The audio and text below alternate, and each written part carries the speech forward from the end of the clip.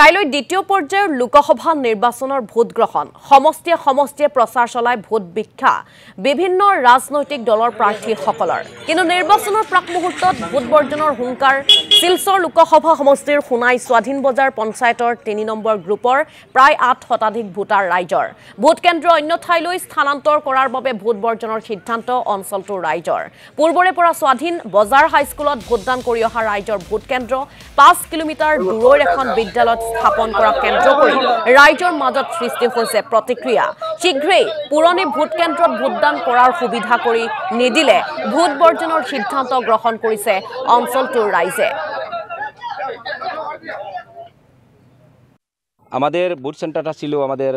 নিকটবর্তী স্বাধীন বাজার হাই স্কুলে যে সেন্টারে আমরা মানে অনেক আগে তো প্রায় স্বাধীনতার পর থেকে যতদিন মতো বুথ শুরু হয়েছে আমরা এই সেন্টারে বুথ দিয়ে আসছি লোকসভা এবং বিধানসভা আমাদের এই সেন্টারে কোনোদিন কোনো অসুবিধা হয় নাই কোনো প্রবলেম নাই কোনো অশান্তি নাই কোনো র্যাগিং কোনোদিন কিছু হয় নাই হঠাৎ করে দেখতে পেলাম যে এইবার আমাদের সেন্টারটা আমাদের গ্রাম থেকে প্রায় 5 কিলোমিটার দূরে কেটে নেওয়া হয়েছে আমাদের গ্রামে অনেক বৃদ্ধ মহিলা রয়েছেন মুরব্বীরা রয়েছেন